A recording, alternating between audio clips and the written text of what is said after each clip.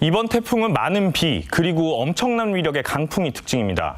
순간 최대 초속 50m까지 예보되고 있는데 특히 초고층 건물이 밀집한 부산 지역 해안가는 빌딩풍 피해도 큰 걱정입니다. 오늘 스튜디오에 빌딩풍을 연구하고 계신 권순철 부산대 사회환경시스템공학과 교수님 모시고 자세한 이야기 나눠보겠습니다. 교수님 안녕하십니까? 안녕하십니까? 네, 일단 부산에는 초고층 건물이 밀집한 걸로 알려져 있는데요. 빌딩풍을 그래서 부산 시민들도 많이 알고 계십니다. 빌딩풍을 최초로 연구하셨는데 그 위력이 사실 강풍에 더해지면 좀 얼마나 커지는 건가요?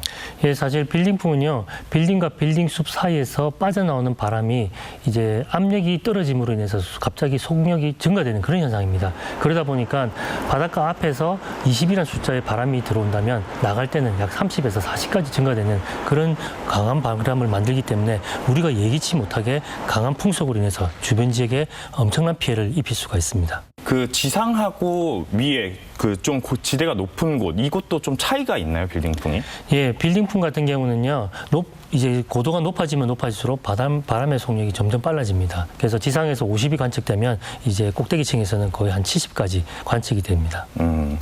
지금 이번 태풍 흰남노가 역대급 태풍이라는 매미나 사라하고 비견이 될 정도인데요. 보수적으로 잡아도 지금 예보된 게 초속 40m가 넘으니까 1.5배면은 초속 60m가 되거든요. 이 정도면 좀 파괴력이 얼마 정도 되는 건가요?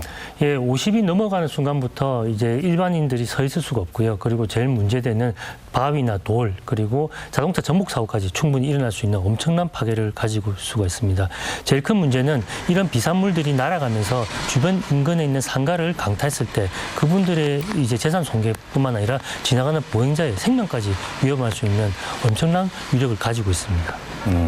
지금 부산에는 초고층 아파트들이 많은데 건축 설계 시에 이제 기준 풍속이라는 게 있잖아요. 특히나 LCT 이후에 처음으로 오는 초대형 태풍인데 제도적으로 이렇게 풍속 기준을 좀 상향해야 되는 필요성은 없나요?